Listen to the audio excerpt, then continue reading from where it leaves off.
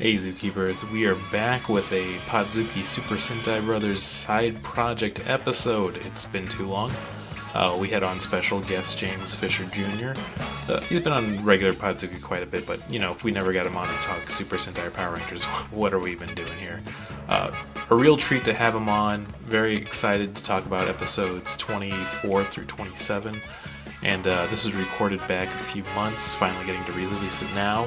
So just imagine it's all taking place in 2024. As always, if you like this episode, subscribe, tell a friend, give us 5 stars on Spotify or Apple Podcasts. It all helps.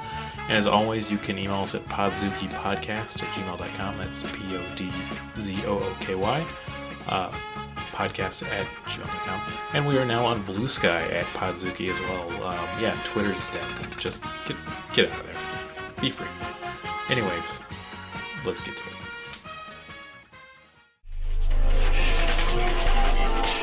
Whoa, whoa, whoa. Keep my business off the ground. Switch my style like I switch hands. Going to war in foreign land. Fuck out the way, bitch. Back it up. Shit better get played the palace. Wait. And I don't remember the name of this game, but there's a video playing on my phone now that's just GBA Japanese exclusive games. I'm just gonna keep it on until it comes up. Was it released in America ever? No, that's why it's just the Japanese ones. There's 494 on this list. This video is an hour long. It's gonna come up before the end. Oh, that'd be why it's like right now. They had some really good ones, man. Dude, there's a lot, and I can't remember the fucking name of it. I wish I remembered the fucking name.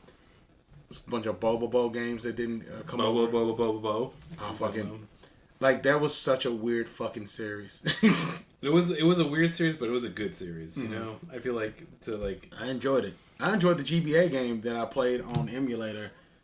You didn't need, it was a fighting game. You didn't need, a translation. I'm always surprised when they didn't bring them over. I'm getting all my stuff up right now, too, to the States, because...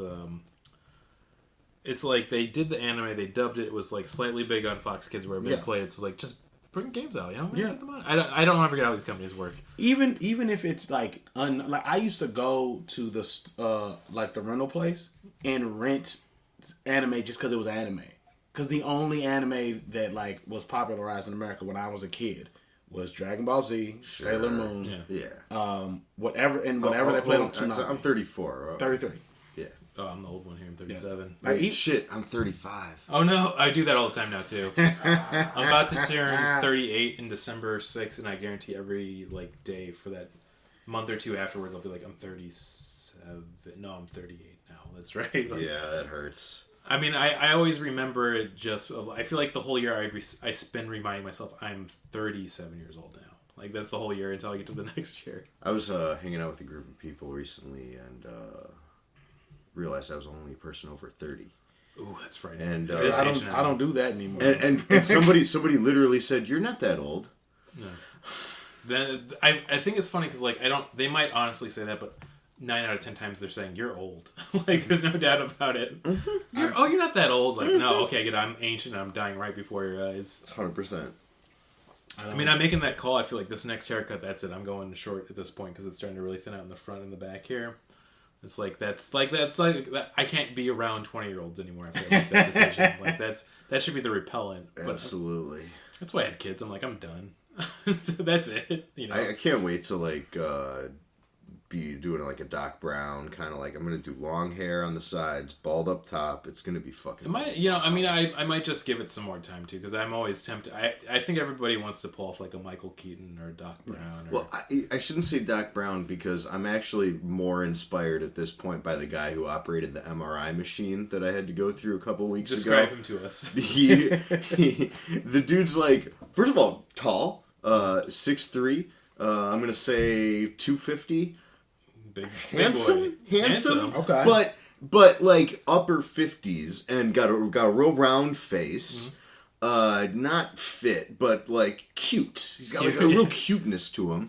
And just a stringy ring of hair. It's if Larry David grew his hair out to about 18 inches.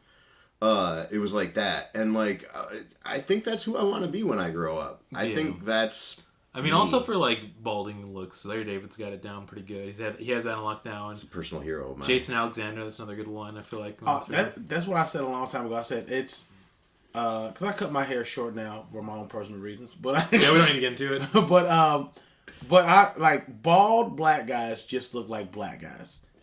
Bald white guys look like cancer patients or dangerous men. Balding white guys look normal as fuck. Yeah. But balding black guys look weird. Like balding black guys is like just shave it off. Yeah. I mean, like, everybody's got to know how to play their strengths, right? You know? It's funny because Barb's brought that up to me, too. She's also, like, a little hesitant if I should do it. She's like, well, if you cut it too short, then you look like you're on a suspect list. I'm like, okay, that's fair. Also, I think it is having that outside perspective since she's first generation, like, Vietnamese, Chinese, American. So, like, you know, the white look versus, like, Asian is, like, such a different thing, once again, of balding versus going all the way with it. Yeah. I'll just play my cards and see what happens. It's not terrible yet, but it's getting close to terrible. I don't think you're a father. You've got nobody to impress. And I also like agree. Very true. Regardless of what's happening with your hair, I also consent to. Yeah, you shouldn't hang out with younger people. Yeah. Like, what am I doing?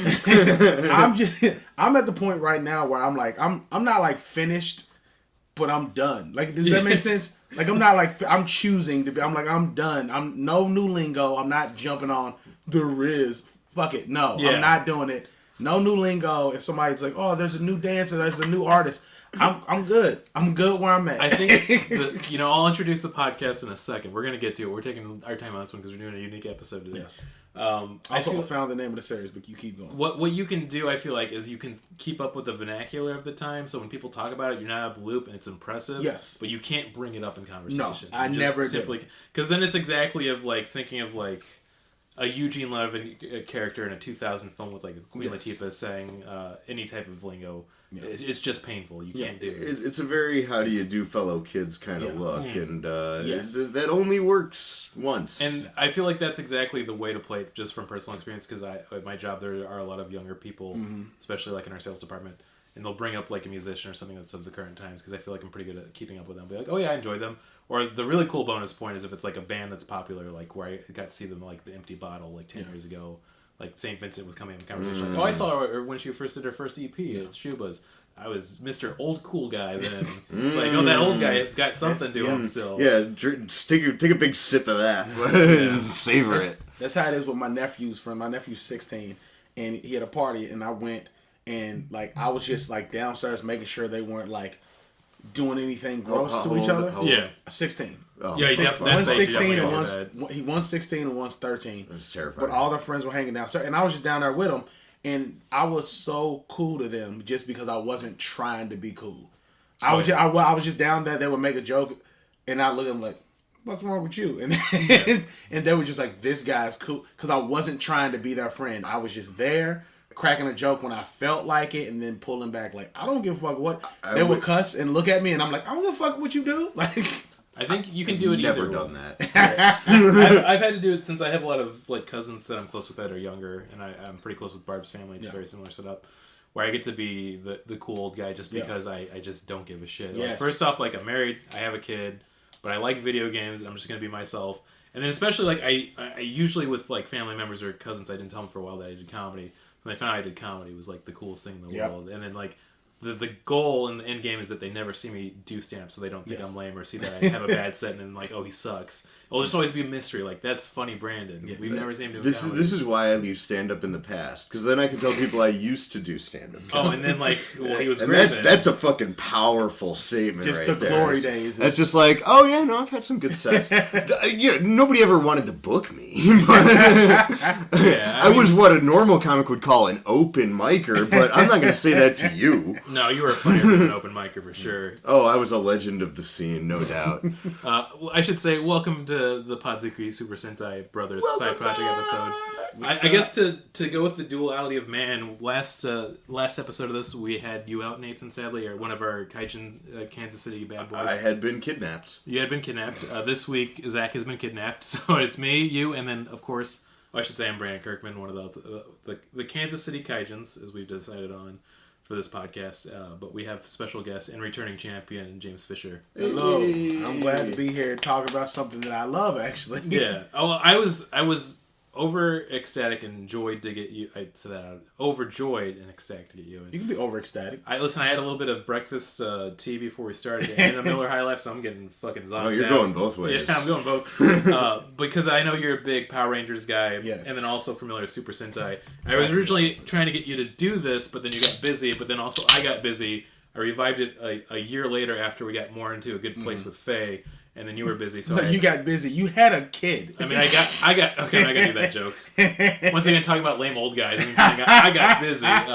So proud of you. You're in a fucking insurance commercial right now. Yeah. Oh, I don't think I told you this. I don't think you know this either. But we're having another baby. So what? Yeah. Congratulations. Wow, congratulations. Oh, thank you. Yeah, Is this an announcement for the pod as well? I think I've mentioned on Podzooky, but on this one, if people are just listening to the Super Sentai episodes. Which is a possibility. Which is also real fucking weird to do. But... Well, okay, this is a funny thing. Like, okay, so Podzooky, we keep doing it because it's a passion project. Like, we don't have a ton of listeners, but we have enough where, like, it's worth doing it. Mm-hmm. And people are listening and it feels good. People love it. Yeah. But I was able to look at the map for specifically the Spotify. And, like, we have, like, over 100, like, subscribers to it, which is pretty cool. Like, even if people just subscribe and they never listen to it, I'll take it, whatever. But, like, the largest percent outside of America is the Philippines. And I don't know why that is. It's probably just bots, but also I know that Power Rangers and Tokusatsu is huge in the Philippines. So maybe that's the thing. Hey, we play our algorithmic cards right. We could really. They love Power Rangers / Super Sentai. They love Ultraman, and they love Kamen Rider. I don't want to speak for anybody, but I'm definitely here to do ads. If you need to do ad reads, I can do ad reads. Especially the Philippines for what they might be having on for ads. We'll do it. Absolutely, I'll advertise anything you want. People in the Philippines. Also, before we get into this, just so I don't forget, I was a series I was thinking about that I played at GBA. Yeah, we've been in suspense for like half an hour. It's like ninjas, but like Power Rangers. It's called Genshin Justerizers, and here's a picture. Oh, damn, those guys rule. Honestly, I kind of want to hang out with them. I want them to be my friends and go to the bar with me, protect me from big scary dudes. Yeah. And the game is just like, it's just a beat 'em up, but I played through a good portion of it. And I'm having fun. A good beat 'em up's hard to beat. We've been chatting a little bit about Go Rangers in the video game realm as well. So we should get to it. So we're doing episodes 24, 25, 26, and 27 of Himitsu Sentai Go Rangers. I know you're trying to get started, but can I just like jump in? I feel like this is the silly episode. We're going all over. Right. I just want to. Every time I come on, there's tangents. I missed you guys last week. I had been kidnapped, and I didn't get a chance to like offer any thoughts on like the. I did read your magic text at the beginning of it, which was great. Thank you very much. I was rescued. I'll come up with a story later. Episodes 20, 21, and 23 were some of the most delightful television I've ever seen in my entire life. Wow. The triptych 3-part episode. The Atlantis airship. The tale of the ancient Atlantis airship. That was absolutely incredible. Shot Mask is the funniest name for a mask that I've heard. You think it would be like Cannonball Mask? Nope, Shot Mask. Yeah, Gun Mask. Shot Mask. He just like points his face at people. Yeah. And it shoots them? We also had like He waited till like the very last fight where he actually shot his nose off at somebody. All right. Yeah, it was pretty funny. He's just like there's like a big ball on his head and it just like flies out at people. Yeah. It was pretty great. That episode also opens with a My Führer and a Sieg Heil, which was They're pretty getting more fucking on the nose, great. which is great. And I'm gonna bring it back to that in a minute. Yeah. Also, the archaeologist character is as a big Dr. Jones dad vibes. Sean Connery in Indiana Jones and the Last Crusade. They had matching outfits, which we love too. Super fucking cute. Yeah. There was a lot happening in those episodes. There was child torture. There was I thought they were gonna. There was like a constant like wind whistling noise in episode 20. Yeah. That felt like they were about to like break. There was a wind whistling noise on the beach, and it felt like they were gonna break out into like a Bergman-esque game of chess with death. They should have done something. It was fucking sick. Okay, hang on one sec. Episode 21. They played baseball. It made me so happy. They played baseball for like 12 seconds, and it led to the kidnapping of children. That's exactly how it should go. Love a volcano bomb. Gear Mask is the bomb. That was an incredible reveal. Mask. Yeah. Gear Mask is the bomb. For the timeline, this episode is going to be released while we're recording this, but it has not been released where you've heard it yet. But it's funny that you're going over all the things that we loved. Because we also talked about in that episode how much we loved that there was... they tortured the child, then they tortured the dad. It's like they got the whole family. Yeah, it was absolutely deranged. I have not listened to that episode yet. I cannot wait to hear what you guys had to say. Yeah. I also just want to throw out in the final episode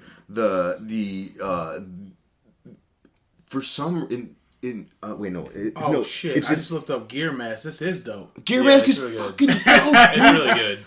Yo. There was that attack on Tokyo in episode 23 was very disturbing. Yeah, they used a lot of stock people died. Too. There was a ton of stock footage and really weird editing things that they did in all 3 of those episodes. I love that they tried something new with the 3-part structure. It was extremely fun. Had a great time with those eps. Yeah. Done. I think the weird thing, but I also think is very fun to touch on, is that the Black Cross Army is very much a Nazi organization, no doubt. Yes. 100%. But the creator of this, he's the guy who created basically Super Sentai. He had the whole manga before, and then Kamen Rider, which is Shitaro Ishinomuro. He was really against fascism, and I love that he went just full original Captain America. I'm just gonna make Hitler the bad guy. He's really bad. I'm like, yeah, that's a good inspiration. You know what? A good lesson for children. We've talked about this we actually talked about it last episode of we think it's funny because the MCU in the modern days, they've gotten more and more vague with their politics, even with the bad guys. Mm-hmm. It's I think listen, America's a country, we're just fucking dumb. Make the bad guys straight up Nazis, and then we're Nazi bad. We stopped doing that. Now look, we got all these alt-right chuds. We didn't say it directly enough. I also agree that it's Marvel's fault that we're at where absolutely. We're at. Yeah, that's plain as day. 100%. I was about to go down a very dark path with the news. Since you don't know what day we're recording this episode, I won't say.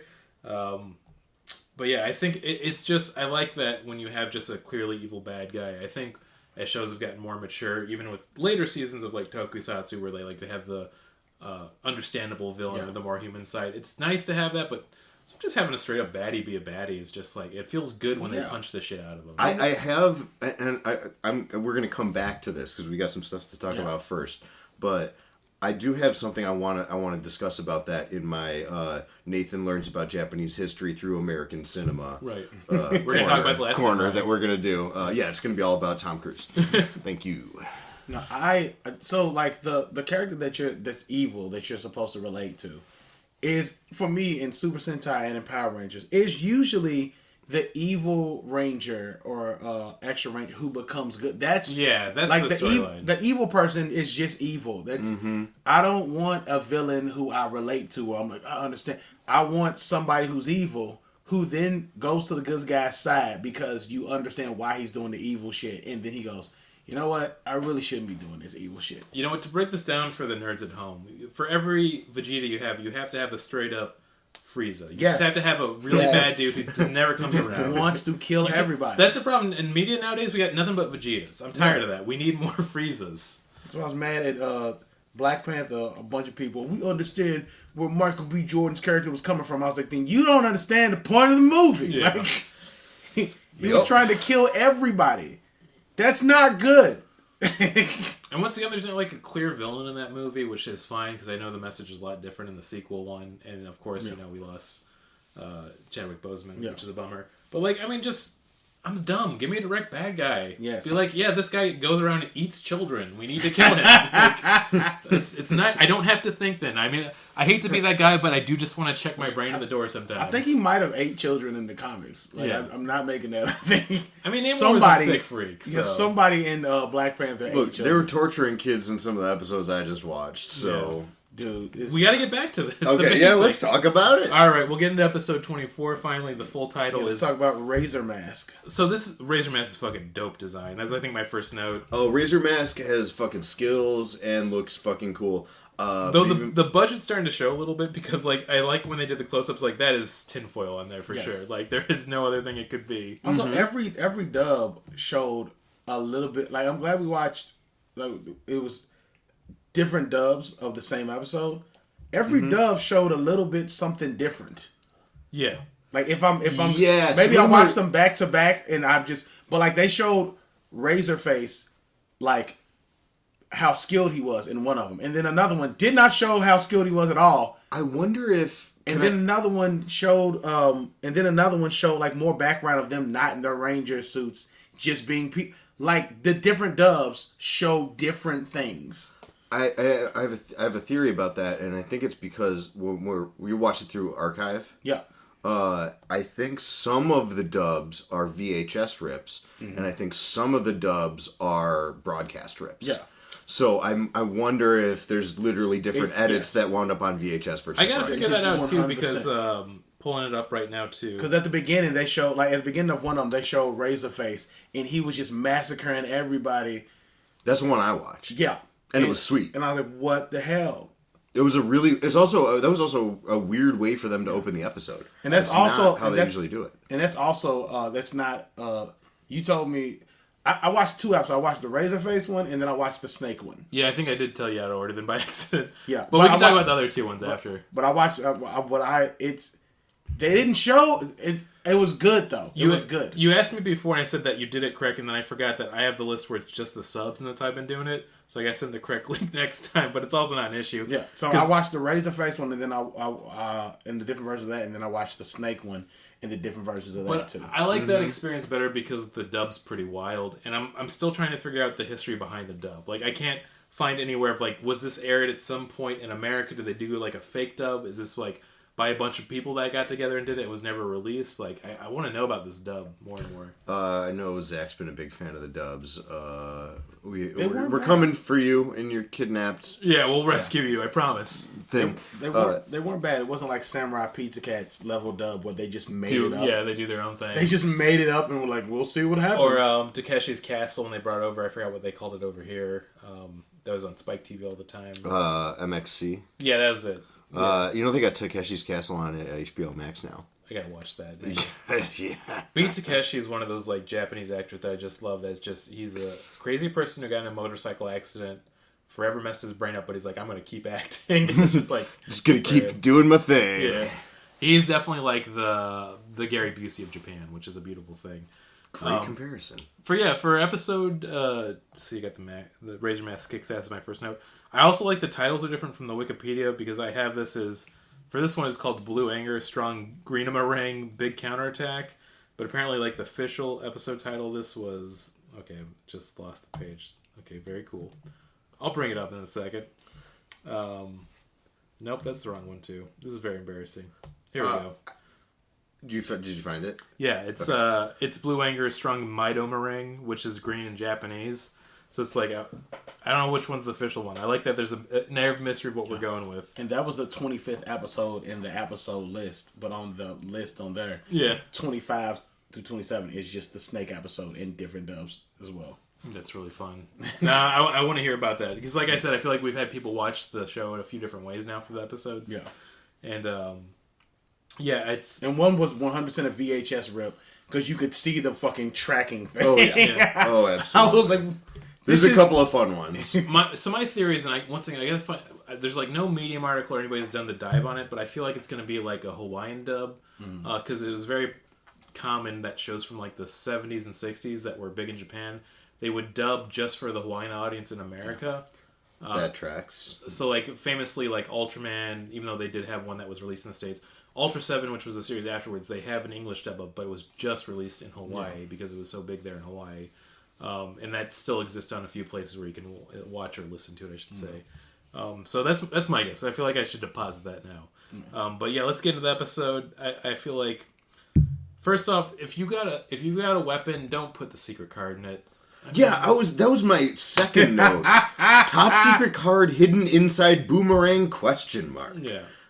Never had that compartment before, and then all of a sudden he's got it, which I understand, but like, I feel like you take that card and even just putting it in your pocket is more safe than the thing you throw at the bad guy. Yeah, the thing that you throw that in clear shots doesn't always come back. Doesn't come back. It just sits on ledges, and then somebody flips off, and it's just like, so your weapon's just up there now? That's correct. And they gave him such a like build up of like, oh, this Razor guy is kind of like the same powers I have. We're like destined to be like great rivals. It's like, he's gonna grab that boomerang then, man. Like, he's gonna get that boomerang. He does. I do think there was a couple of pretty fun moments in that fight. I just cannot believe that fucking card thing. That was like, it was almost like too dumb even for the show. You know how like it's beautiful. Like we're not asking for complex plot machinations here, but that whatever. That was just bizarre. The bad guy needs to get a hold of this card. How does he get a hold of it? Well, it'll be inside one of the weapons that regularly gets thrown around a battlefield. Okay. I feel like we've talked about this complaint a little bit that like Mido Ranger / Kinji hasn't got a lot of character time. I like that he did in this episode. We still don't have like a ton of development, but I like that he's just a young shit. He's just like, oh, I'm so angry, I gotta fight this guy. And they're like, no, don't. He's like, but I'm so angry. It's like... And then when they send the other ones later on in the episode without him, he's like, no, I gotta go. And the dude's like, the dialogue is weird to me. He's just like, hey, sometimes when you're angry, you have to attack more carefully. That was his way of going, nigga, calm down. Yeah, come on. and he was like, you know what, breathe. you're right. And then he went and he breathed and they fucking beat him. Hey, look, I do think that, like, a lot of the time, sort of in the heat of the moment when they have to, like, regroup after, like, a setback or something, the advice that they give each other is genuinely, like, good, like, either good teamwork advice or good, like, life skills advice. It's, like, really simple, like, just take a deep breath. Yeah. Maybe have a glass of water.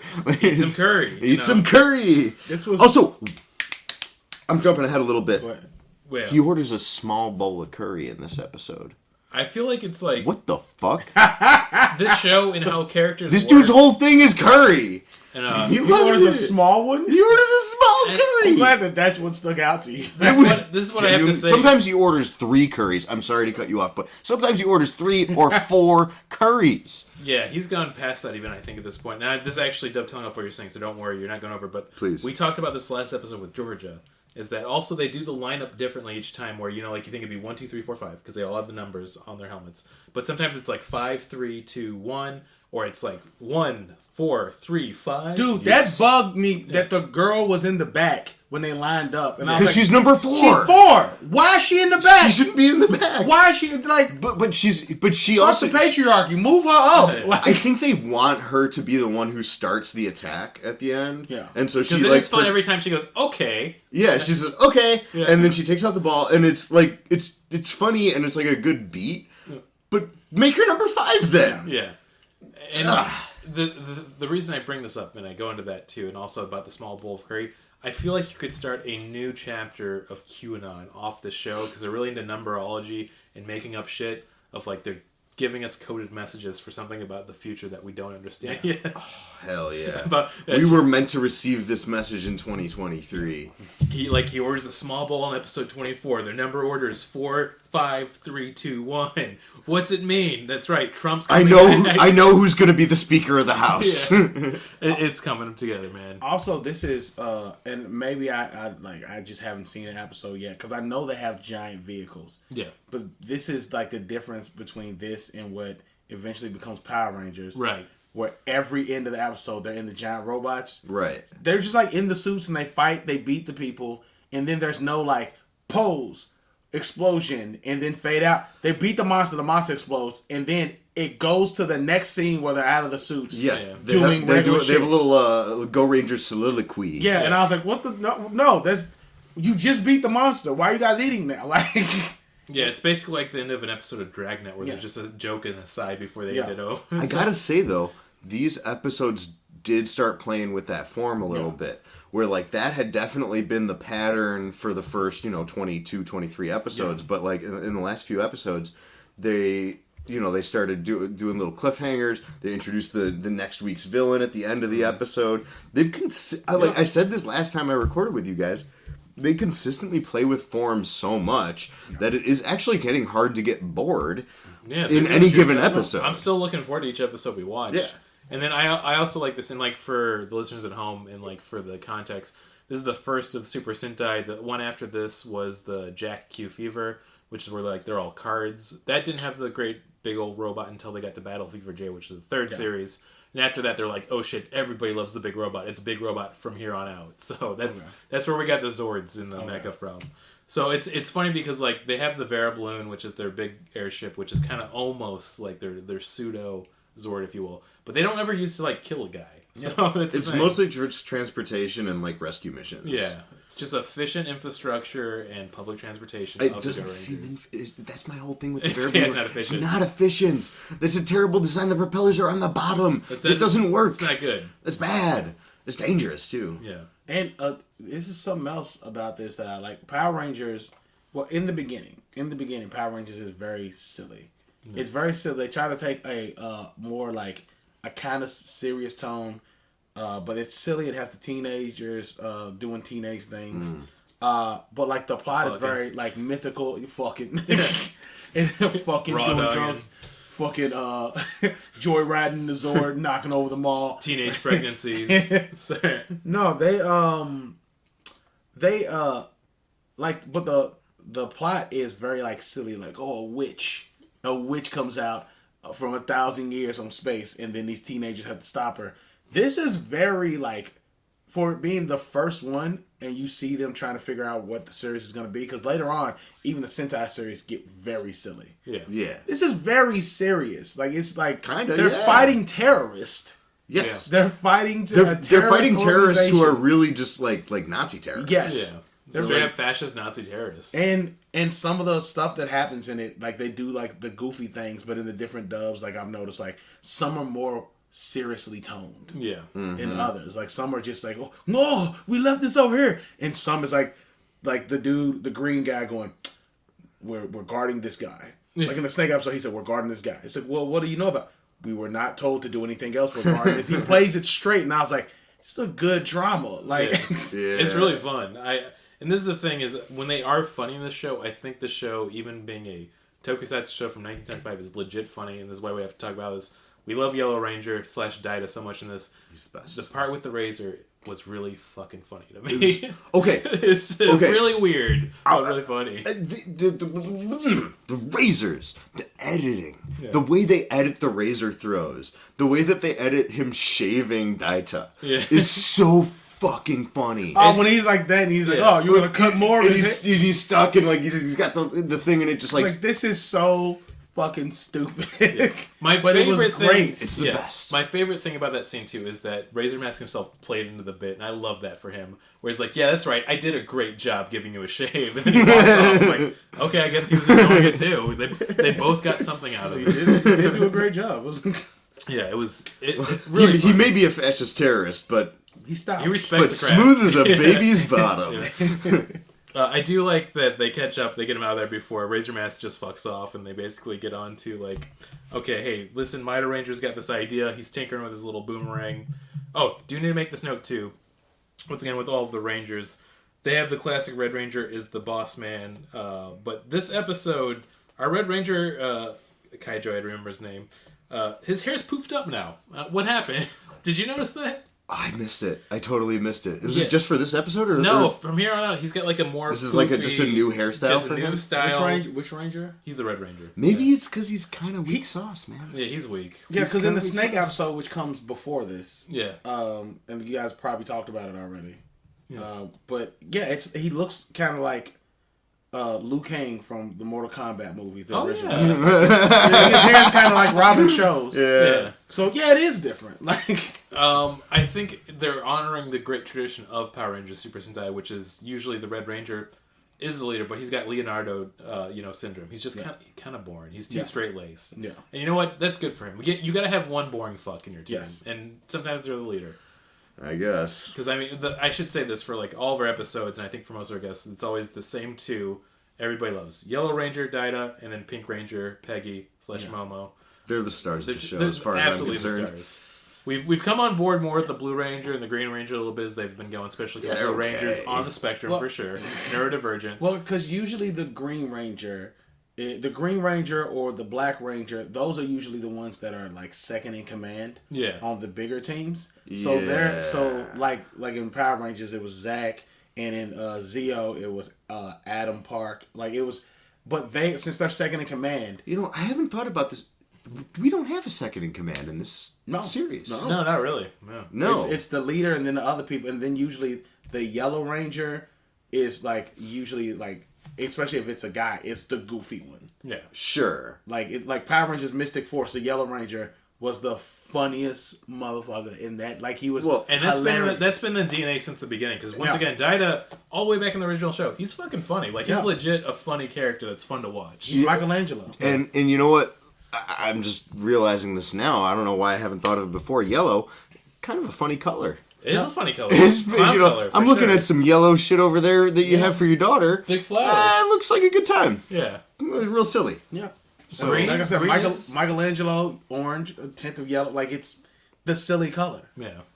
Absolutely. Green and black, there's a slightly more serious colors. So second command. Red is like a very like serious, aggressive color. I get it. Naturally signals aggression. Yeah, absolutely. Depending on the culture, though. Well, that's true, but also snakes and stuff with the poison. So I always think about this one episode of Radio Lab I heard like 10 years ago about this point, that the color blue in Italy is more of a vibrant, aggressive color because it's the team of the national soccer team there. So blue's like associated with like that and excitement in sports. So like it has a different tone in that society as it does to us for like red colors. I like that kind of idea. That's interesting. It's really interesting. So maybe to them, Blue Ranger's always been the leader, baby. But yeah, just to sum up episode 24 real quick. The Italian dub of this show is fucking whack, you know? It's really wild. They edited in just scenes where they keep it all the same, but they go to their hands for hand gestures. Yeah. It's like the Conan O'Brien mouths. But it's just Italian hands. Just the bottom of the screen. Fucking Family Guy, so he walks into an Italian place and he goes, boop-a-da-ba-ba-da, and he just moving his hands. And the Italian dude's like, what are you doing? Okay, I should say before we end this and get to the next episode, just to catch up for the time of this podcast, Mido Ranger this episode / Green Ranger does his new special boomerang attack. Is pretty badass, I ain't gonna lie. It was definitely fun. A lot of boomerangs, I'm on board. Yeah, he gets sent to hell as they always do. Once again, Steel Gang is calling. I just want to point out that like Razor is really set up as a formidable opponent for like the first half of the episode. There's like extended fight scenes where he's just like beating the shit out of everybody. Yeah. But as soon as he is abandoned by his like superiors, he's fucking done. Yeah. It's so funny. He either wants to be a barber or he's out of there. Yeah. That's what was weird about it. At the beginning, they just showed how formidable he was. And like he killed a bunch of people, but then when the big boss comes, what's the boss mask name? The general, yeah. This is a fun thing General we talked about Mask. last episode. His name in just straight up Japanese is Temujin Iron Mask, but we found out Temujin means like Genghis Khan in Japanese. Wow. So his name's literally like Genghis Khan Iron Mask. Well, that motherfucker showed up and he was just like, he killed a bunch of people. He was, I didn't know you were here. And then the dude was like, look back. And he killed some of his own men. And he was like, did you disguise them? Why'd you do it? He said, I wanted to test you. And you passed it. So he shows how skillful he is. He's cold. He's so dope. And then when he has no backup, he loses. It's like a Digimon without a trainer. It's like, he's just, oh, you're not there to give me heart power? I'm useless. Like, it's basically Digimon without a trainer. That's what it was. I can't believe you pulled that one out. Yeah. That's all the kids were there for. Like, yeah, go, Agumon. You're doing nothing. You're a target. Move. And in this show, that's Genghis Khan Iron Mask. You gotta have him around. Well, so the funny thing is the show's format is very interesting and unique because, like original Power Rangers, you had Goldar and like the returning villains with the Monster of the Week. They have the Monster of the Week, the format, but the interesting thing is they have like the Monster General, like it will be there for a few episodes now. Yeah. Before this was a guy called Sun Halo Mask, but then like 4 episodes in he was failing, so it's like, you gotta fight him directly. So he got his ass kicked, he's dead now. So now Genghis Khan Iron Mask is taken over. Not looking too good for him these last 4 episodes. I'm gonna be honest with you.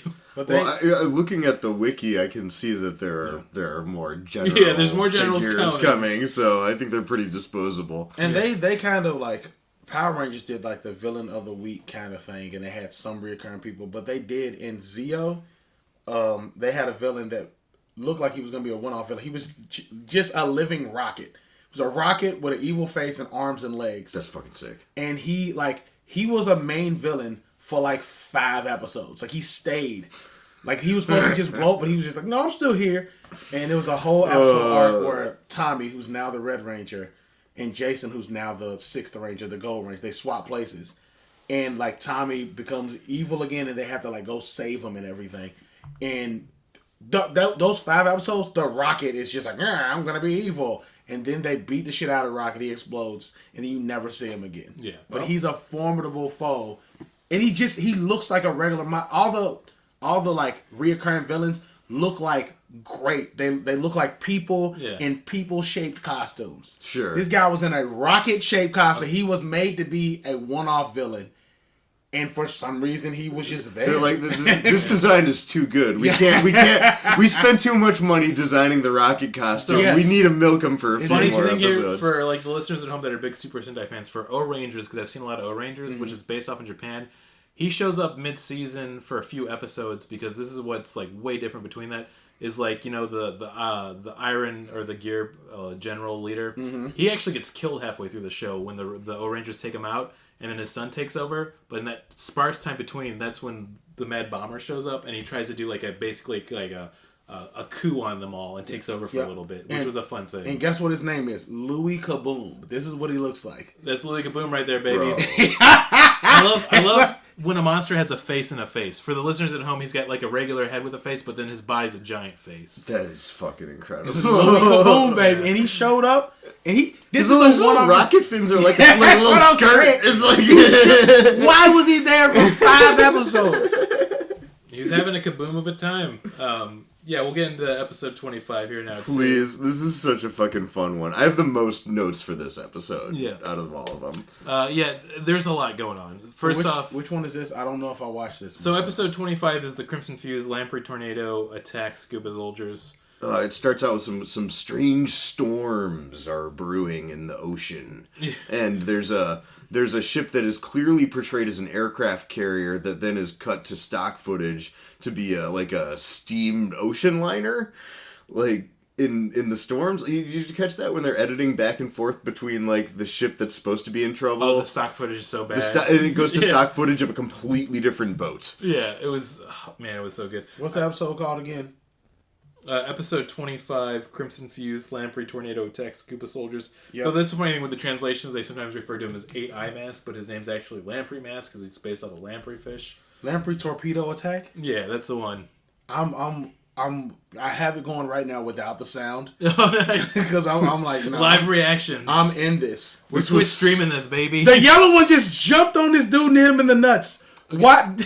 I feel like I want to talk about this right now. We'll do it as you're watching this with our own reactions. I want to come back to that. Did you look? Yeah. No. Bam! On the nuts. I have a note about that. It's a for the audience. If you haven't seen the episode, it's a view from below. They're fighting on this industrial grate like platform, and Yellow body slam. And he doesn't body slam a guy, but he throws him down, so he's laying on his back and vulnerable. And then his finishing move is to jump on him like ass first on the ball. Yeah. Which that's a real. And it's shot from below, so like you don't really see his ass make penile contact with his.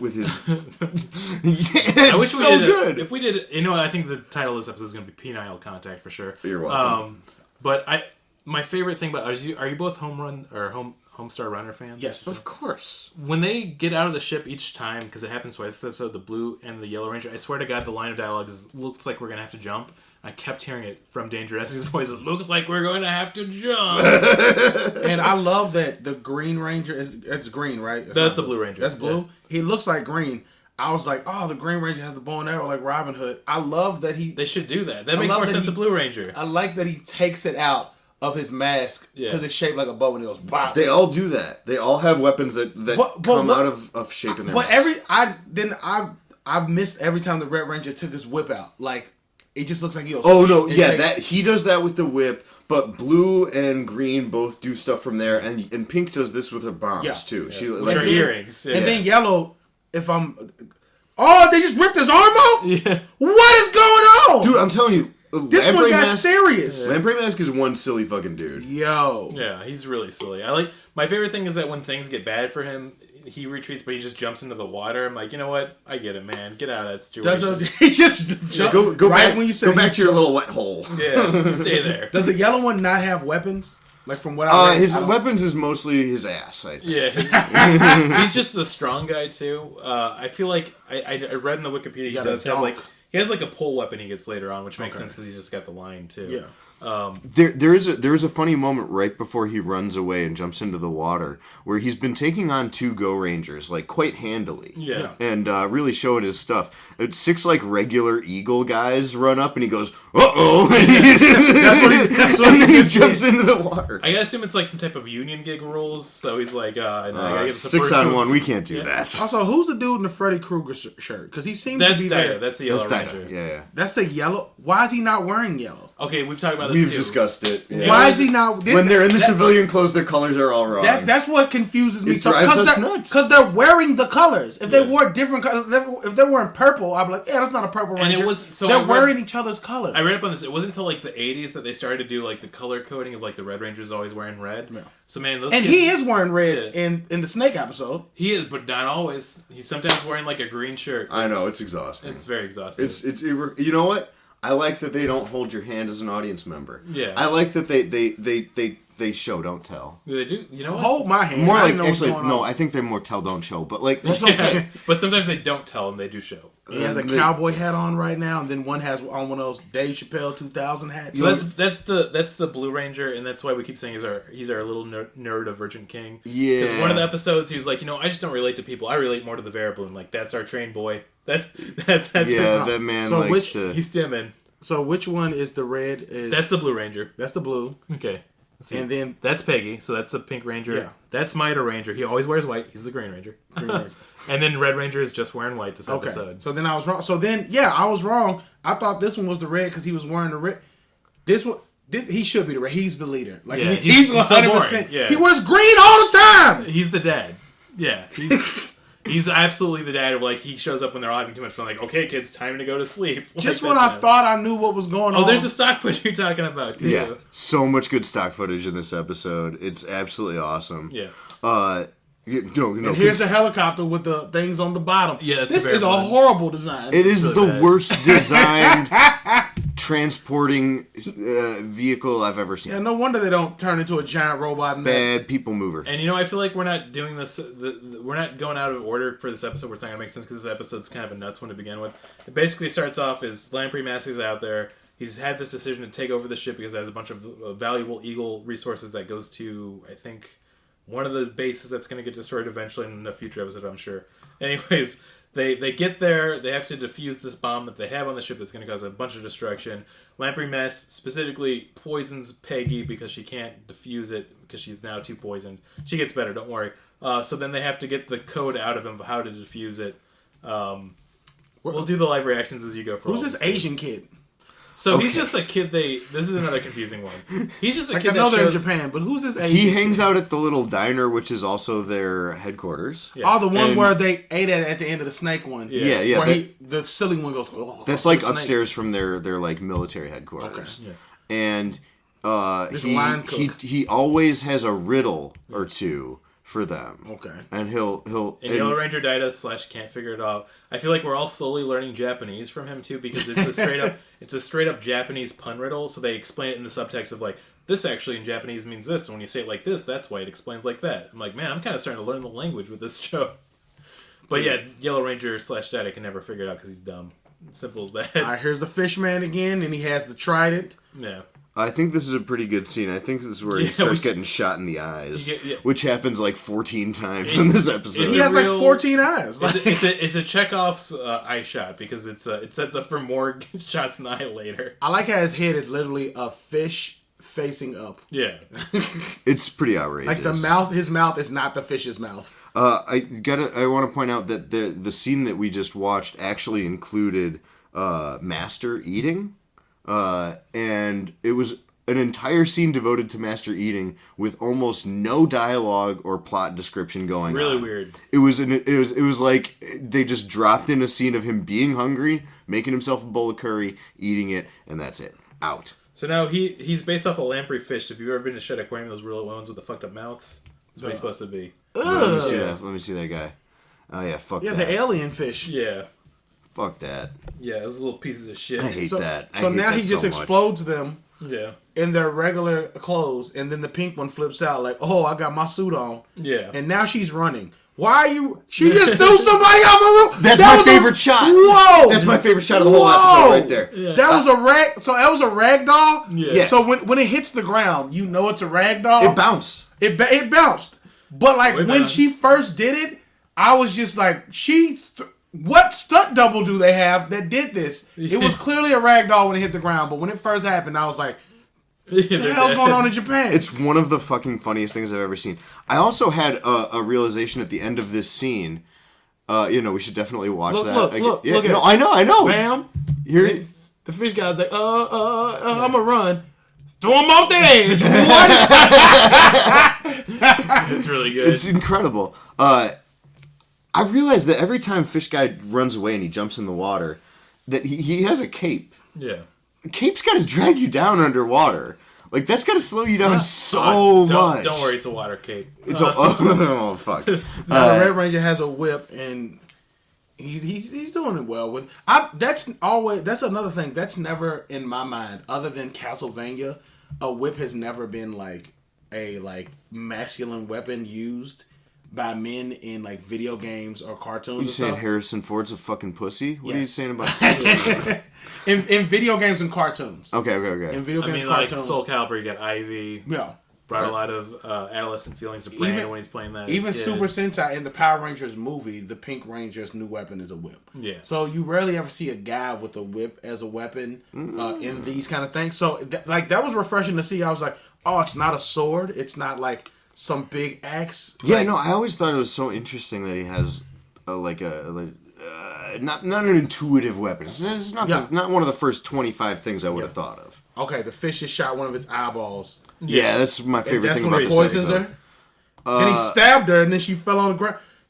Damn! Oh, yeah, no, he's bad news. He's going nuts on him. He's just fucking her up. He's just smacking. Okay, now they throw him off.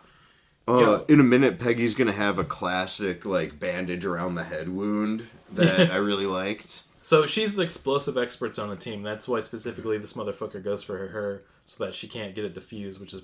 he's a smart guy. I'm going to give him that. Like, he's moving real fast for having a head that big. Yeah. So he just got whipped in the face. He's going towards the water. You can tell he's about to run. Yeah. You can tell he's about to be like, you know what, fuck this. I'm going back to Atlantis. They gotta stop fighting right next to water. I'm going to say that right now. He just There jumps he back in goes. the water. Jumps in the water. Guy's water cave going. Why don't none of y'all know how to swim? Yeah.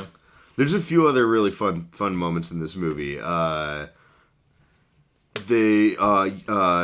does a attack he calls the megaton push, where he just runs into a bunch of guys and says megaton push. That's all you gotta do. They make cutting that wire at the end look so hard. Yeah, they really do. Looks like this right here. They get to it and they debate about who's gonna cut the wire and how they're gonna hold the tools and stuff. It's ridiculous. Yeah. And even though you're live watching it now, just to speed it up so we can get to the next one after this. It's a great freeze frame. I love that freeze frame. Getting some of that Shitaro Ishinamaro original art. I'll skip ahead to wherever you say. Yeah, they go and they fight Lamprey Mask so that they can get the actual code of how to shot him in the eye. I skipped forward. He had 2 arrows in the eye. They're asking him what wires they need to cut. So he tells them the combination. So Blue and Yellow Ranger are like, okay, we gotta go get diffused. And then he breaks the arrows off in his eyes so that still... And then he jumps in the water. He can't see! Yeah. Also, that's a crazy effect because if you go back, you'll see that they literally just ran footage of him jumping into the water backwards to have him jump... Oh, wait, no, it's a different scene. Yeah. They show the Red Ranger jumping out of the water, but it's literally just footage of him jumping into the water running back. You can see the splash go the wrong direction. So they show up basically and they say that we're going to defuse the bomb. We're going to use what Lamprey Mask told us, but they're like, no, wait, he would have lied to us. Let's do it the opposite way. And then they do it the opposite way and it works. And it's my favorite thing with the show is they're always going off intuition and just winning. And it's just like, man, this is just like classic failing upward white CEO power they're using right now. Of like, I'm going to have the worst idea, but for some reason I keep making more and more money. Fucking incredible. Yeah. But yeah, as you might guess, just to sum it up and get to episode 26 after this one, is they get into the fight with Lamprey Mask. They kick the bomb at him after he has this torpedo thing go bad, and he gets sent to hell, and that's basically it. He gets sent to hell? They all get sent to hell at the end now. It started around episode 15. Yeah, they improved the bomb, which now seems like a hell. They used to just get blown up at the end of the episodes, but now you get a little cut scene of them like in hell. Yeah. It's fucking sick. Okay, all right, so the Red Ranger's jumping in the water. Yeah, that's the backwards footage that I was talking about. And now you're going to love this. So the next episode's episode 26, Multi-Changing Blue Veins, the Dreadful Poison Expert. Incredible episode. Real quick, he just grabs the torpedo. Yeah. Like, I know we're moving on to that, but he grabs the torpedo with his bare hands. Yeah, he belly flops into the water, and then he just, like, yes, swims after a and torpedo. then he throws the boomerang at it, and then they destroy... No! That was the backwards footage right there. That was it. That was bullshit. Look at this. We'll move on, but look at this. Yeah. Look at this. He comes out... And then the red one comes out. And then the red one comes out same way. Yeah. How does it even work? Oh my god. The backwards footage is so good. Oh man. So I'm looking it up too. So this next episode we're about to get to. You guys didn't even talk about him being a lightning rod. Yeah, that's his new upgrade power for this episode. And he has sparks coming from his nipples. What is? Yeah, it basically just just fires it out as milk beams. I want to say. Yeah, man, everything about this episode is pretty fantastic. This was fucking crazy. He did a lightning rod thing and then didn't use any of the electricity and just took his bow out and started shooting. So what was the point in doing the lightning rod? It was like a power up. Yeah. I guess. That's a good excuse. So for the episode 26. Yeah, the villain this time is Vein Mask. He's the first guy in a while we have that's just straight up fucked up looking. He's fucked up looking. He's real creepy. The reveal when he turns around and you see his face is actually like a jump scare. Well, I think because they did it where he has the really weird mask, but they gave him human eyes you can see out of, which is never fun to deal with. Just it's so upsetting. It also, he kind of looks like he might be Homer Simpson under there. Yeah, it's a Homer Simpson shaped face. He's also got the yellow eyeshadow, so it's like very Also, they do this in multiple episodes, so I don't think I'm staying on this episode too long. I love that, like, in Power Rangers, their final finishing move is a giant gun made up of all their weapons. Right. But I love in this, it's just... Soccer ball. It's just a soccer ball, and every time they kick it, it turns their color, and when the red one gets it, it's a giant spike ball. That's slowly been changing. Originally, it's just a silver ball, went from Ranger to Ranger. Then it started changing colors. Now it's got spikes on it. So I wonder where they're going to be at the end of the show. It just gets better. It would be funny if it becomes a gun they put together, but it's them kicking it at the person. They just kick the gun at him. This is our color, kick gun. That'd be beautiful. So yeah, this is another wild episode, basically. Let's just get into it right away. Okay, go. His powers are basically different poisons. You get to see him working in the lab late one night when it starts off. There's a fun sleeping gas attack early on. Yeah. You get a sleeping one. You finally find out this professor, it's the same setup that's happened in a lot of episodes. There's a professor that has a thing called the whisker like component or element, also spelled Wesker sometimes for some of these. It's like I guess a small element of infinite power or something. It's very vague, but he's trying to get it carried away so that the bad guys don't get it. Of course the bad guys catch to him. As they're getting away, he shoots a little dart at him, and then his poison makes people start rusting, which is like some straight up body horror. Incredibly disturbing. Yeah. It's one of the most upsetting things I've ever heard. It's also really funny when like a victim starts to get rusty and they like move their arm and it's like kind of squeaky and like hard to move, like the Tin Man and Wizard of Oz. And once again, if that was like a real kind of thing how it worked, that sounds frightening and terrible. I'm about to look it up right now to see if it's how's my power. Ugh! Yeah, that's gross. Yeah, it's gnarly, right? He has like that Iron Man shit when he had the shit in his chest too long. Oh yeah, and it went. He looks like Jeff Goldblum in The Fly, but like right at the beginning. You know? Oh yeah, before he gets all. Who is that? What mask is that? That's Blue Vein Mask. Blue Vein Mask. Isn't he upsetting to look at? Ugh. Yeah, it's like a Mortal Kombat villain. He's really fucking creepy. Yeah, not a fan. So they got to cure that rusty dock. Yeah. They do show under the microphone. I don't know. Maybe it'll come up in a minute. But when they examine the doctor's blood, and they show the rust in his blood, and they literally layer like some like close up cellular photography of red blood cells over. Just like somebody like moving a magnet under paper to really like funny. Slide some metal filings around. It's the fucking sickest looking thing. It's low budget mastery. Yeah, the doctor really made him guard a decoy, but he's just dead right now. So this is what I love. He's just rusty. We'll jump ahead. So the whisker element's basically being hidden by his other doctor associate, which I gotta get the name of, but like they go on a quest basically to find him and also get this rust cured.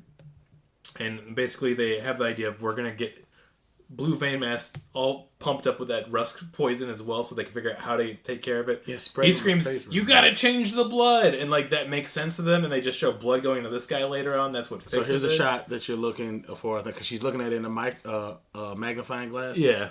Or a microscope. Yeah. So yeah, they gotta change the blood, and then they're finally told where Dr. Ichiyama is, who's the one who has the actual component. And so he comes and looks at it, and then... Isn't that cool?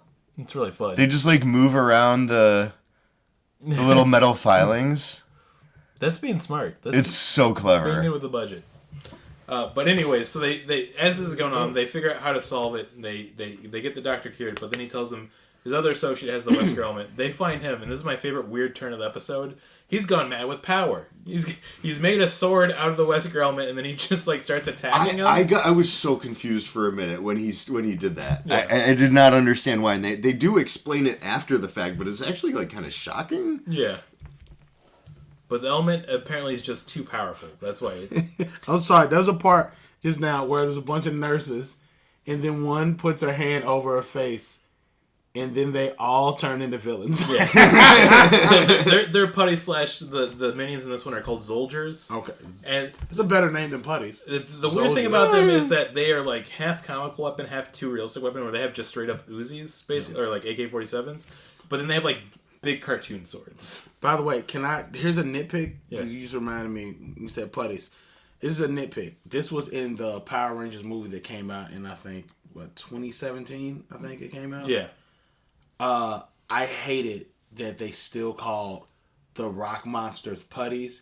And he said, they're just called putties. I was like, that's not an alien name. You could have said they were called Putamalons, and then the teenager was like, I'm not saying it. They're putties. Yeah, you could have had so much fun with that, right? Why it made me so mad that he was like, these are putties. And I was like, you mean the things made of concrete that's only on Earth?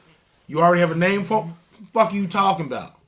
Yeah, it's definitely like in that Josh Whedon era of writing of like that just happened, basically. Yeah. We just call them putties. Yeah, it sucked. I mean, the movie overall I kind of enjoyed still, but there's a lot of issues. I think they did good enough to try again with a sequel, but I felt the same way about the Ninja Turtles movie that came out a little before that, and then they tried again with a sequel, and the sequel was worse. Somehow. Yeah. I was like, you know what? You tried it again. I love this part so much. So he has a dart gun. He drinks poison and then shoots darts at He shoots a tree, and then the tree dies. Yeah, it's pretty upsetting. Yeah. It's fucking up nature.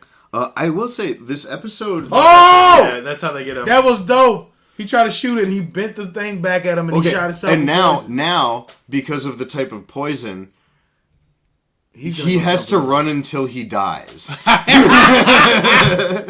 And he's screaming, somebody stop me, because he has to run until he dies, because he poisoned himself. So now we got to change Dr. Muto's blood. That was the scream he did from the helicopter. It's really fun. And once again, it's like, I don't know what they mean by change blood, but then they just show blood going. I'm like, okay, I guess. You got it. It's tokusatsu logic at its best. All right, so Blue Vein Mask is... He's back. He's unpoisoned. Yeah. He's got the Wesker as blow darts. So this is my favorite thing about this episode, is that apparently they figure out this is the ultimate weapon, so that now when he shoots it through, it'll go through like any metal object and explodes it right away. I'm like, you just made explosives, man. It's not like a super weapon you have there. It's like the same thing as throwing a grenade. Whisker explosives. Yeah. Hold on. Is this a KKK member? As a dude in a white hood. Absolutely. That is a Black Cross Führer. The Führer. That is a dude in a KKK hood with a cross behind him. I love Shotaro put his whole ass into it, because it's not like he's not only going to be like a Nazi guy that's like called the Führer, he's also the Ku Klux Klan like Grand Wizard at the same time. That's a screenshot for sure. Yeah. It's incredible. Yeah. And his arms are and they call him Führer. Yeah. Oh my goodness. The KKK is the villain. Yeah. And this guy, he's basically a tattooed neo-Nazi, the Blue Vein Mask. Sure. Yeah. Sure. Oh my goodness. 100%. This is on the nose. And wait a second, blue veins? That's code word for like when white people inbreed too much too. Think about it. Don't say that on the pod, dude. Yeah. Don't say that on the pod, dude. Don't give away their strategy.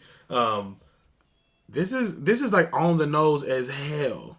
Yeah. It's not subtle. Oh yeah, I love that. Not at all.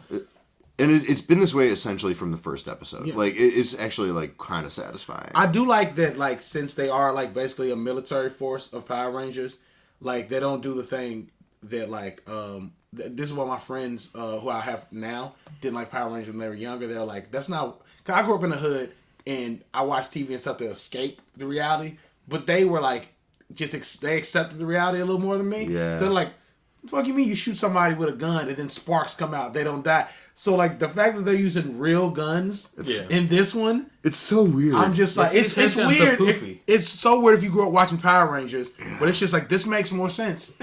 Yeah. Even the yellow one in the Snake episode, running up and stopping that guy who was trying to shoot that old white man. There's an episode where there's a white man with an Asian daughter.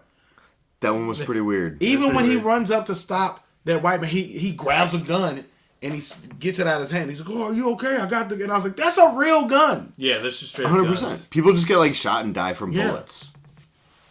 Yeah, they the world building's very silly to me, but I like that it's inconsistent and it makes it more fun because you never know what you're gonna expect. Like, I will say this was not my favorite episode. No. I think it was actually a little bit slow. Yeah. The shock elements were excellent, but I don't think it was enough to keep me super interested. Yeah. However, right at the end of this episode, they introduced 3 bananas ideas that have never been seen before. Right. And they're coming up here. The first one is the Go Ranger Circle, which is that's never been in an episode before. That's brand new. Where they surround their enemy, and it allows them to all like change places simultaneously, kind of, so they can all just like sort of teleport back and forth. I've also never seen the ship do anything. So like, the magnet it brings a magnet out. Yeah. Yes, that's the other thing that I loved is the super magnet. But the Go Ranger Circle is incredibly weird. The super magnet is super weird, and there's a brain calculator. Yeah. I don't understand why it's a brain calculator, but they just project numbers onto the side of the guy's face, and that's a brain calculator. Yeah, they basically give him a stroke, and he can't do anything. So they do the ball thing again. Is the circle after the ball? Oh, it was right. It was during that when they were getting them all confused, basically. Yeah. They do the ball thing again. All right. Poison, and then he goes, all right. And then Blue Cherry. Shoots him with an arrow in the throat. Yeah, that's right through his little dart gun. This is graphic as hell. He just does eat the arrow, though, which is fun. He just eats the arrow. He has a Naruto headband on. Yeah. Part of the Hidden Village. Go Ranger Storm. Okay, so this is the circle up? Yeah. Yes, so the Go Ranger Storm is their finishing move. Yeah. So you already blew past it. I don't know, you might miss it. It might be. Yeah, I think it's right. Go Ranger Circle. Here it is, right here. Oh, there we go.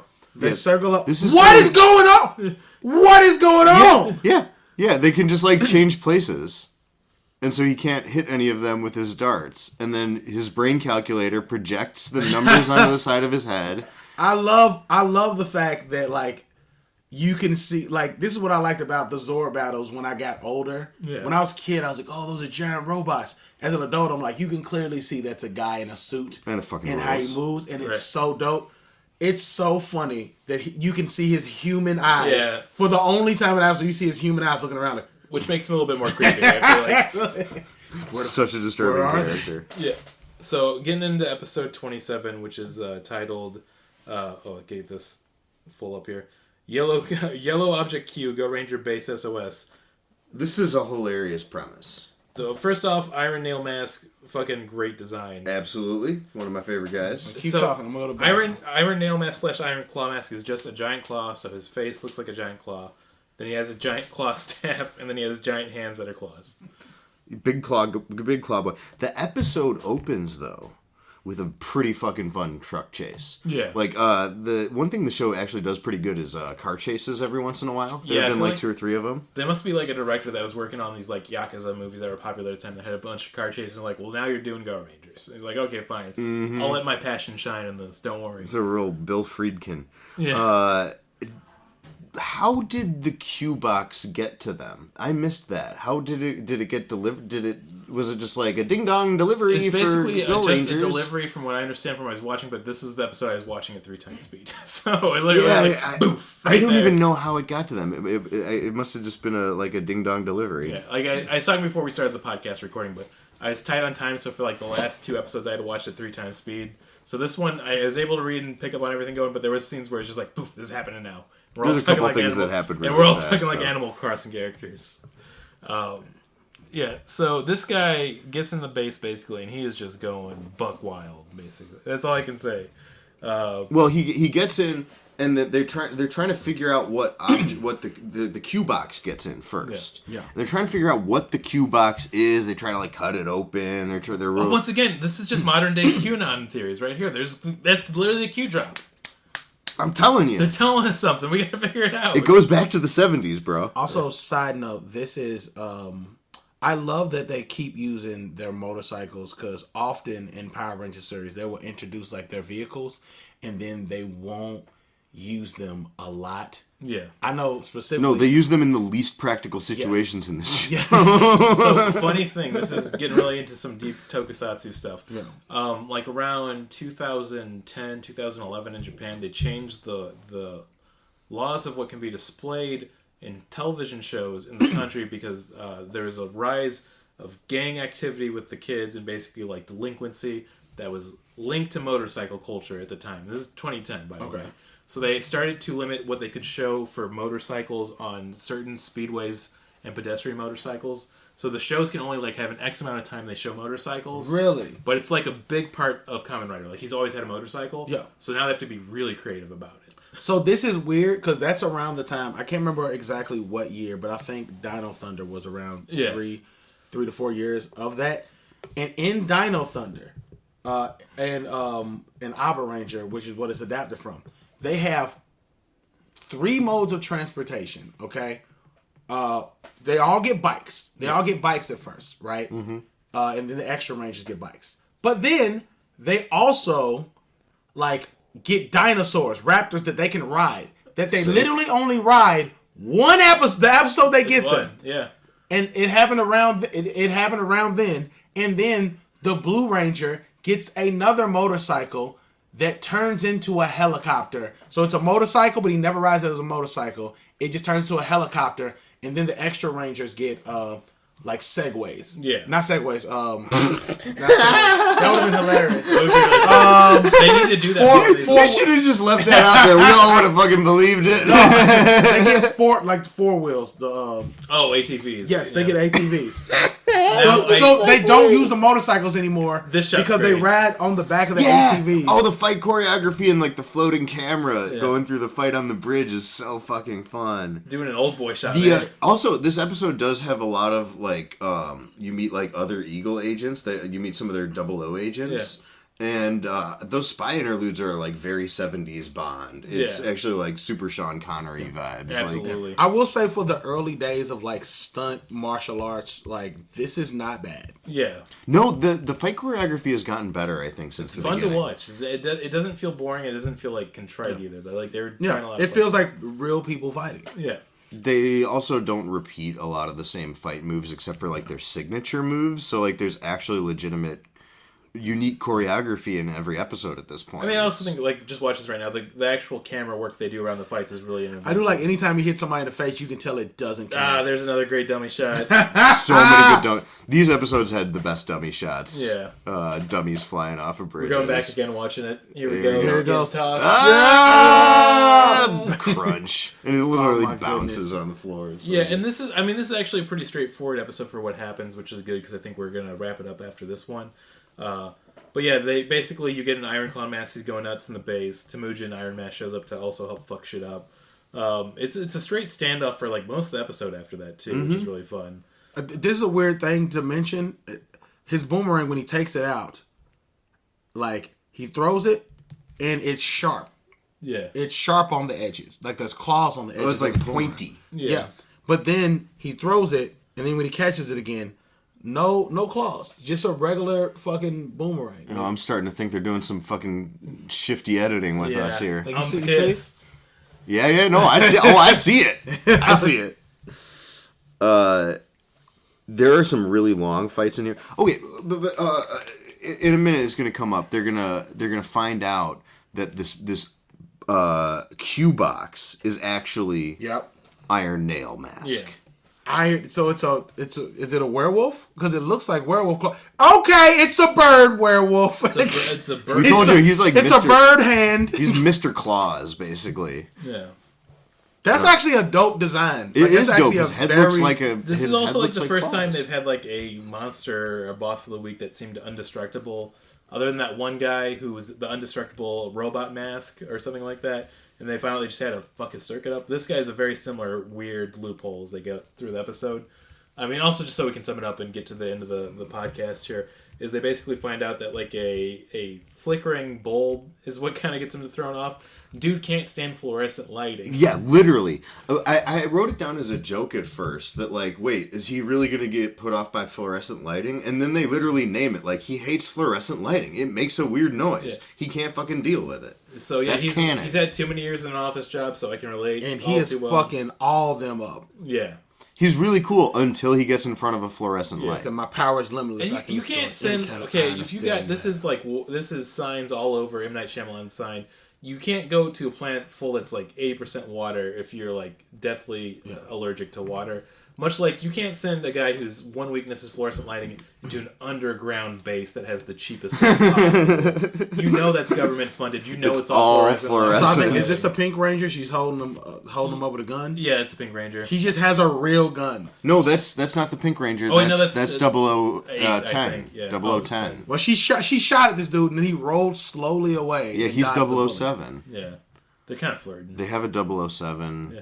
She's like a money. She's penny shooting, that is and then James he's Bond. rolling away slow. And the little Asian kid is back, and he's kidnapped. He gets kidnapped all the time, but he's gonna do something He's really the kidnapped kid, basically. in a second. Oh, there you go. He tries to bite the gun. Why does he do? He tries to bite. He tried to the- bite. Shoot the little kid. He's useless. I know he's gonna bite that gun. No, that's. Is one it of my made of favorite things I've licorice? ever Like, seen. why did he do It that? is classic licorice gun issue. He's brave. Yeah. No. So yeah, when they basically figure that out, they get to basically where they just do the fluorescent lighting. They get their special move off on them. It's The mole finisher is very fun. the mole. Yeah, we should actually get to you to watch that, and then we'll give our ratings after. Let me get to it. It's 21 minutes. All right, another fight scene. Yeah, All right, Green Ranger whooping ass. Pink Ranger going at it. Yeah. Once again, I love that her is just explosive, and she just throws explosive earrings. So the green one is the one with the boomerang, correct? green one's the boomerang. There he is. Yup. Yeah. It's also razor strap, so he can use it as a sword. That's pretty cool. Fun dummy work right there. Just rolls on. That's clearly a dummy. Yeah. And then it's a real person falling from the sky and gets, and then a dummy again when it Just gets like shot with an an arrow. insert shot of a guy jumping off of a trampoline, basically. No, this is an excellent fight scene. It's so fun. Yeah. This is probably my YTC. second favorite episode. Oh, well, Oh, they he made it pulled a to something. Yeah, I walkie-talkie out of the yellow one. Pulled a walkie-talkie out of his mask. Yeah, So you can And- do the frequency of the light bulb. he makes the light bulb noise. Yeah. He hates it. Hates it so much. Yeah, no, this is pretty fun. Now he's holding a gun to a little boy's head, Again. and then gets shot by this lady hiding in the bushes. Yeah, she does not shoot the hostage. This makes way more. Her having a gun makes way more sense than in one of the Power Rangers things. Like the Power Rangers, like couldn't morph for some reason, and then humans came and with like sticks and baseball bats were fighting the putties until they could morph again. And I was like, nah, y'all was running from them. They're powerful. Yeah. It just makes more sense. Here I come, Go Rangers. Yeah, no, this is pretty fucking good. Let's go. And now they're gonna jump on Ranger Storm. Okay. Yep. Momo's got the Ranger Storm kick, Change yellow colors, kick, yellow. green Yeah, kick, Once again, out of order for the numbers. blue Always. kick, And then a red spiky ball. Yeah. and then he Front flips into into the ground. What the fuck? It fucking Turned into a mole. it Groundhog Days its way over there, He said, "What's this tiny mole?" Oh my god! and he jumps on it, He's an idiot. and he dies. He's an idiot. The funniest death for sure. so and then he far. goes to hell. They, that's literally a clip of them going to hell. Yeah. That's literally all of them go to hell. at So the I end feel of the like we episode. got to dovetail right into the reviews just because I want to get it again. Okay. I feel like we've been doing it 5 out of 5 Power Rangers. I'll start off the reviews. We're back to full form. I really love this episode. This is a Very 5 out good. of 5 Ranger. Also, traditionally, if you go under, so it's a 4 out of 5 Rangers, you got to cut off one of the Rangers. You got to tell us which one you'd execute to get your score. But I'm going 5 out of 5. The fun's back. All these episodes. We're up to episode 27. Straight up Nazi hat in the background. Yeah, it's just you can never predict where the show, and it's kept constantly entertaining to me. I love it, man. I can't believe how much I've been enjoying this compared to especially a lot of the older tokusatsu shows, which have not aged as well. You gotta go batshit insane. It just ages better. It's as simple as that. That's what I'm saying. You give yours. Sure, yeah. I'm going to give this set 4.5 out of 5. Okay, fair, it's not my favorite set of episodes, but the second episode we watched is one of my favorite episodes of the series so far.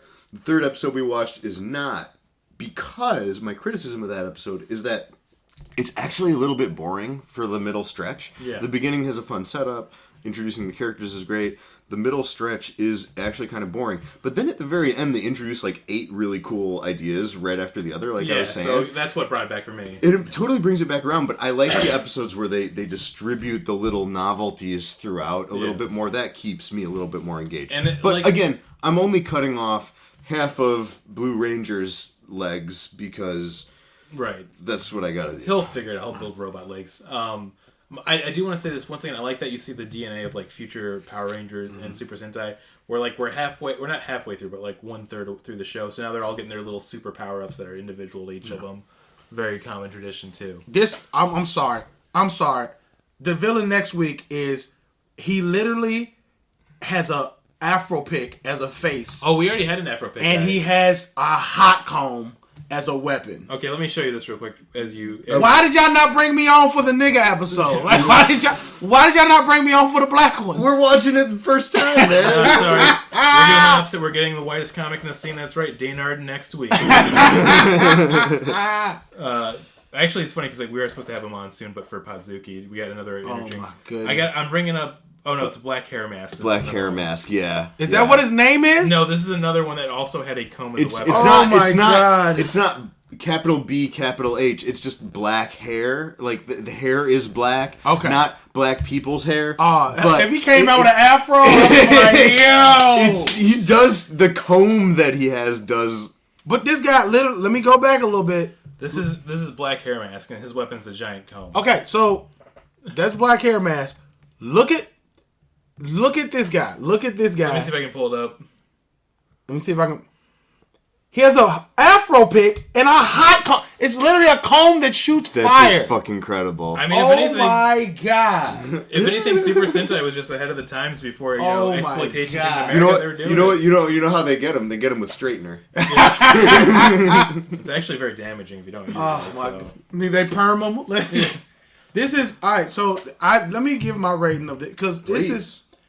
So again, the main one I grew up on was Mighty Morphin Power Rangers, and they had silly episodes like the Halloween one. I just watched the Halloween one with the rapping pumpkin and everybody's rapping. But then I kept watching in high school, and in high school, 2008, that's when I watched the Dino Thunder, and Dino Thunder has an episode where the Power Rangers are they're making fun. They made a TV show about us in Japan, and they're making fun of us. Yeah. And it's literally an episode of Abba Ranger where they fight a monster, where the monster's giving them pink wigs, and every time he gives them pink wigs, they can't stop dancing. That's the monster's power. What the fuck? So they literally just take an episode of Abba Ranger, but the Power Rangers are they're making fun of us. This is bullshit. Yeah. And then at the end, they're so they are heroes. They are saying they're heroes. They just are having fun with it. This is 100%. The episode that they would get mad at. That's a good way to put it. It was so... I love this. I want to give it a 5. Just because it's so ridiculous. I'm so glad our guests have had I think almost all of the guests we've had have been all we haven't had anybody 2 out of 5. We didn't really enjoy it. This is stupid. Nah, dude. Everybody's instantly on board because I keep telling guests when we have them on for this show, it's not going to make any sense, but just embrace it. It's batshit crazy. And everybody watches and they're you're right, man. It was just so fucking wild. Crazy. The fish head. And like I said, I did not notice in the first episode with Razor Mask, I did not notice. Maybe they didn't show it. Maybe I just wasn't looking. The dead-on Nazi KKK references. 100%. Yeah. But the next episode, he's right there with a cross in his hood, I'm the villain. I was I can't look away from him. You couldn't be anything but the villain. Okay. I'm gonna take that and I'm gonna I know we're running a little long here. Oh, no, don't worry about it. I was just checking to see if But got back to us. I want to segue back to Nathan, my little Nathan Learns Japanese History Through American Cinema. We got time for that, so go for it. I revisited a movie came out in 2016 recently. I mentioned earlier I went and saw Killers of the Flower Moon this week. Highly recommend. In preparation, I was catching up on some Martin Scorsese stuff, and rewatched a little film called Silence. You guys ever seen the film Silence? That was from his 2000 period. 2016 is when it came out. I saw it in theaters when it came out. It had a real big impact on me when it came out, but I haven't seen it since. And I'm going to tell you a little bit about what it's about. It takes place in the 1600s in Japan. And what has been happening for the few decades prior to these events is that Christianity has been growing in Japan. Japan's been trading with some European trading partners. They've brought missionaries with them. And there's a couple 100,000 Japanese Christians at this point, right? And then early on in the century, the Japanese powers that be, so to speak, decide to look a little bit closer into this Christianity thing, and they decide it's not for Japan. No, and so they decide to purge Christianity from Japan. And they do so quite violently. And in the film follows a couple of Portuguese priests who are on a mission to save their mentor, who was in Japan on a mission, and who is said to have apostatized and publicly denounced Christianity. Whoa. And so they're on a mission to save him. And the film is, well, first of all, about 2 hours of the film is Christians being tortured. So that's fun or horrifying, depending on your perspective. Right? I liked it. But it is pretty upsetting stuff and pretty hard to watch. But it is really about sort of the failure of the mission of colonialism, the hubris of Christian missionary work. And it's also made by Martin Scorsese, who is a devout Catholic, who loves being Catholic, and it sort of shows what it takes to put aside your religious fervor and become a real human being. It's a fascinating film, and I absolutely love it. But the thing that stands out to me and that connects it to this chunk of episodes, especially your reaction to the Führer and everything, dude, it was dead on. It's insane because the film is really about Japan's response to Christianity, and it's a really violent one. But it's I'm almost losing my train of thought. But the idea that can't work there seems to have and the mistrust that they have of Christianity and of the missionaries and the priests seems to have made its way, 400 years into the future, essentially, to this show, where you get the literal cross of light behind him and shit. And this is not even the first time something like this has been done with any Japanese media. I was hoping somebody would say this. Everybody, Genesis Evangelion is another one. Sure. Dragon Ball Z, the whole thing is the Saiyans are called dirty monkeys, but then the perfect form of a Saiyan is blonde with blue eyes. Yeah. And then people try to be like, oh, so they're turning from dirty monkeys. I'm not going to say what race that is, but And, you're turning them into blonde white guy. So then later in the Dragon Ball Z movie, they clearly have Hitler there. And it's just straight up Hitler. Like villains from hell come back. You're actually blowing my mind right now. Hitler, and it's just straight up Hitler, and then Gohan and Goten kill Hitler just to be like, no, we're not racist. It's just a coincidence. And they killed Hitler. They just killed Hitler. My favorite thing is that because Japan never adopted Christianity, that the imagery has become almost like a mythological symbolism to them, where it's part of their own spooky symbolism they don't understand. Yeah. So people getting crucified and all that shows up so often. My favorite is still Ultraman, where they just crucified 4 of them for some reason. Oh, that's fucking gnarly. Oh my god. It's just I love that for them. That literally looks like a scene from Silence. And it's really interesting because in Japan it didn't catch on, but at the same time those missionaries were going to South Korea. Which was all of Korea at the time. Before it got fractured. Right. And it became a major religion. Christianity is still one of the major religions in South Korea. Yeah, that's also 100%.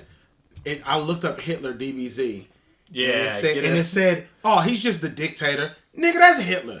Jesus well, he's got an X fucking Christ. He's got an X instead of a Nazi sign, so it's got to be a different guy. It's Charlie Chaplin. It's straight up, and they just murder him so fast.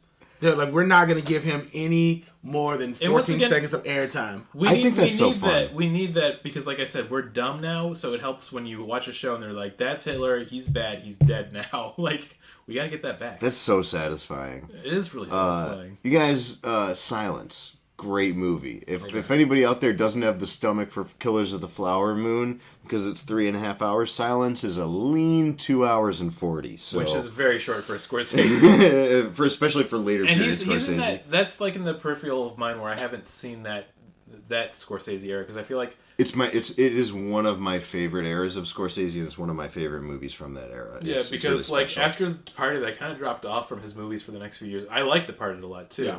And Internal Affairs, of course, by transference. Mm-hmm. But, like, for some reason, I was just like, I'm going to just check out a few other things. I never got around to a lot of the modern Scorsese after that. I haven't watched The Irishman. Yeah, I haven't either. I really like it. I watched clips from it, and it looks good. My thing with the late period Scorsese is that he's gone from somebody who is really brilliant at critiquing masculinity to somebody who can take that lens and apply it to all sorts of stuff. I saw people on social media saying that actually he's praising it, and it seems like they've never watched a fucking Scorsese film Yeah, before. no, that's a very it's common so stupid. misconception. I hate that so much. It's really annoying. I have no room for it. It was going on life. Twitter, but I deleted my Twitter on Blue Sky, but it still happened on Blue Sky where it's like, God bless you, I support any like leftist movement, but like those ultra-left people that go, actually, it's encouraging masculine. Like, no, if you watch the Scorsese movie, he is not saying good things. Well, we can do a whole alternate pod about the Wolf of Wall Street, and I will. Yeah. I'll bring some fucking knowledge. The only thing I didn't like about that, and this doesn't take away from his prestige in any way, Scorsese is amazing. I didn't like how he was talking about Marvel movies, and he was just like, they're nothing but thrill rides full of big names, and then he put out The Irishman, and I was like, you know what? So all big names in this movie. This movie's again. I haven't seen it. I've seen clips. and I love the clips. But you can't get mad at somebody for doing the same thing that you did, but with lasers. Yeah, He's just. I totally agree. The thing is, he kind of knows that. Yeah, he does actually know that. If you look a little bit more, like the quotes are bad. Okay. But if you actually look into stuff he said subsequently and like stuff his daughter has made fun of him for, because his daughter's all over social media, his youngest daughter. He knows that it's not a big deal. I think what he's worried about and what he's trying to express there isn't so much a distaste for Marvel and what they do, but a concern that people are going to lose taste for the kind of work that he does. Yeah, which is a genuine concern. Yeah, which is super legit. It's a genuine concern because a lot of the best movies that come out now are like, even with like high profile people in them, will be like an indie project that Ryan Reynolds was like, I want to be a part of this. Or indie, and they don't have budgets. Yeah, they don't have budgets. And then they'll like fund the movie like with. This is why you got to see Killers of the Flower Moon in theater, all right. Because this is it is an incredible drama with a fucking budget. Yeah. And as much as you'd want a story about Native people to be told by a Native person, that's just never going to happen in this current media landscape. With that budget, at least. And certainly not with that budget. That's exactly what I mean. And the budget is an important part of what makes the movie special, unfortunately. Yeah, and I mean, also, I don't think Scorsese is going to botch it on that, because I've also been hearing pretty good things about it. I did want to say, since we've been going long for this one, I'm going to do a very short game section. Quit playing stupid games. Please. Because this blew my mind. I'm gonna ask you a very simple one. Once again, I couldn't believe how long this goes on. How long do you think Genghis Khan Iron Mask / Temujin Iron Mask lasts in these episodes? I'm gonna give you 3 numbers. Is he around for 8 episodes? Is he around for 12 episodes? Or is he around for 22 episodes? What do you think? Good God, I hope it's 22. Okay, you're gonna put you down for 22. What are you thinking? The Genghis Khan mask? Yeah. How many episodes are left? Well, we got there's 85 episodes. There's about 60 left. Yeah. I think he's there for 10. 10 episodes. They keep him around for 22 episodes. Jesus. Fucking yeah. I'm excited to keep watching the show to see how he keeps fucking up, and the guy's like, you know what? Give you one more shot, man. Get back in there. Yeah, this is Hitler's favorite son. I can't stay mad at you. I love that he's gonna slowly become our favorite fail son as we watch the show. But yeah, that's I feel like I'll just get into the good old recommendations and plugs, and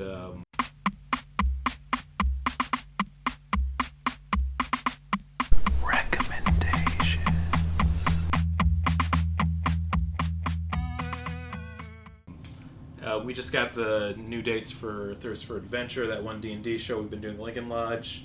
I think it's going to be November 21st. We're getting together like all the stuff for it right now. It's been we get comedians to do D&D. It's a simple idea, but it's been going really well. People dress up for it. It's been a blast. Come out if you're in Chicago, November 21st at Lincoln Lodge. Lincoln Lodge. And right next to where I work. Oh, nice. My recommendation to... you know what? I'm just going to say, we talked about earlier, go and watch actual Die Rangers. It's on Shout Factory TV for free. That's the one that they took for the second season of Power Rangers, but didn't use the suits, but that's where the White Ranger comes from. It's a fun, goofy show, but it's also got really good martial arts, so I'll keep it in the Sentai realm. Quick recommendation. Silence and Killers of the Flower Moon are really important films to me personally, but I think they're also telling really important stories that are worth considering, particularly with our current international political climate. These ways that Scorsese approaches the topic of colonization in both of those films is, I think, essential viewing in this year of our Lord 2023. So that's my Things are rough. Yeah, it's really disgusting out there, and I think it's important that we all understand how it got that way. So, the movies help me. Maybe they'll help you. Yeah. And I have a show that I run called New Players Enter the Show. It's a video game comedy show.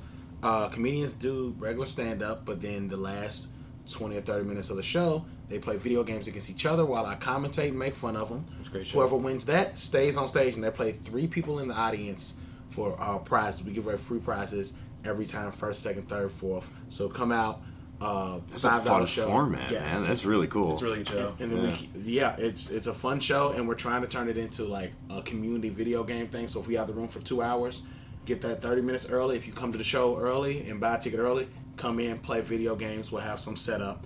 You can even play Dane Arden, my co-host, and Mario Tennis. Ooh, see if you a can fool's win. errand. Yeah, see if you can win his Nintendo Switch, his personal one with all the game saves and everything. We did it for 2 years and nobody won. Nobody beat him, but come out and try.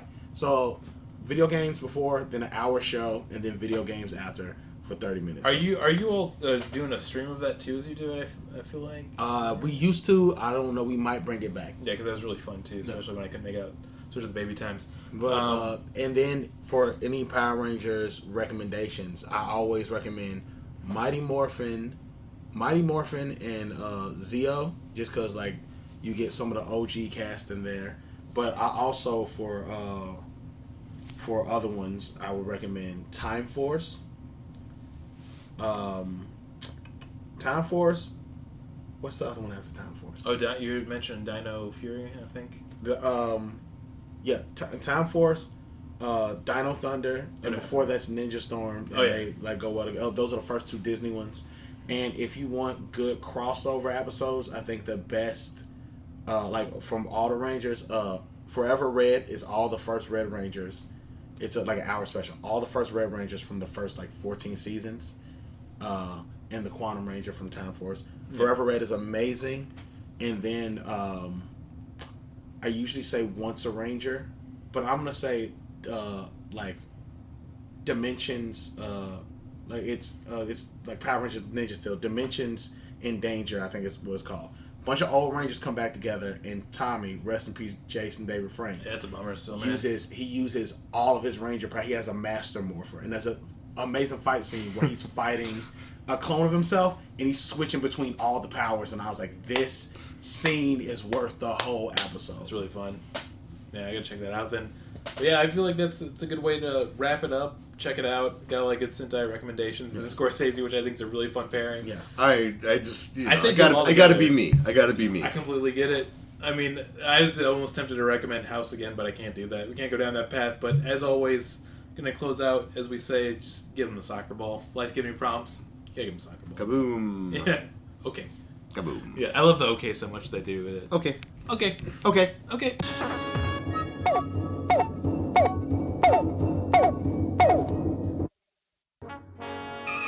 We regret that you have not yet complied with our order.